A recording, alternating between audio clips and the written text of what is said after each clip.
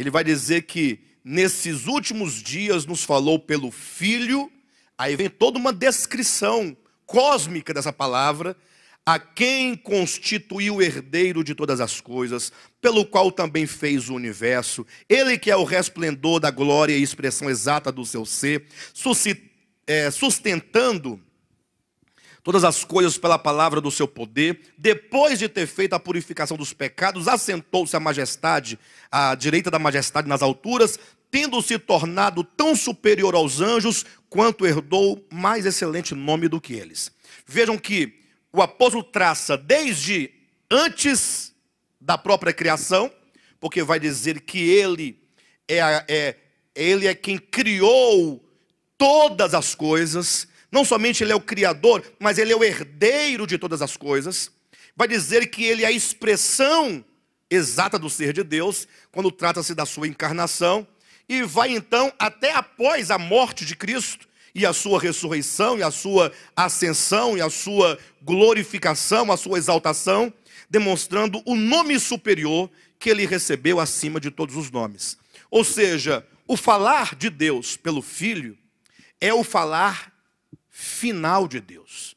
Quando diz, havendo Deus falado outrora, de muitas vezes, nos falou nestes últimos dias pelo Filho, nós temos aqui o falar de Deus ao longo do tempo, sendo que o falar de Deus pelo Filho é o selo da verdade. É o selo da verdade. Ou seja, Cristo, tanto na sua encarnação, no seu viver humano, nas suas obras, nas suas palavras, nos seus ensinamentos, nas suas ministrações, tudo isso é a palavra de Deus.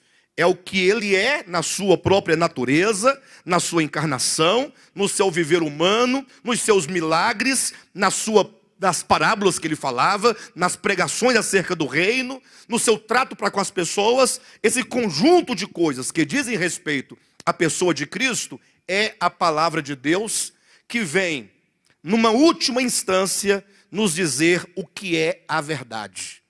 E discriminar a Bíblia enquanto o conjunto de escrituras sagradas, da palavra de Deus, que é o próprio Cristo, vivo, dinâmico, que é a expressão exata do Pai, isso ganha um significado tremendo, quando nós vamos entender aqui no capítulo 1 de Hebreus, que Jesus é o falar, o Filho de Deus, é o falar final. Toda a Escritura, Gênesis, atenção, Êxodo, Levítico, Números, Deuteronômio, Josué, Juízes, Rute, Samuel, Reis, Crônicas, todos os livros do Antigo Testamento, até Malaquias, e mesmo os do Novo Testamento, toda a Escritura, vétero e neotestamentária, tem a pessoa do Filho como sendo a explicação de todas as coisas.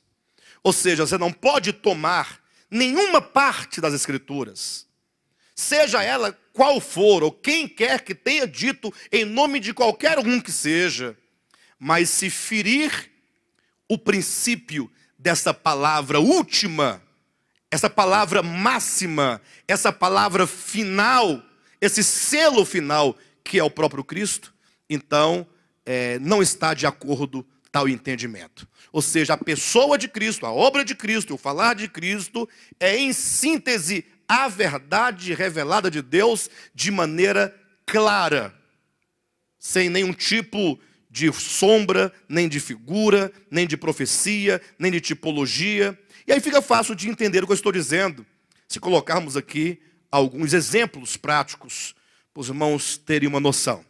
Você vai encontrar, por exemplo, o ensinamento acerca do sábado, do sétimo dia.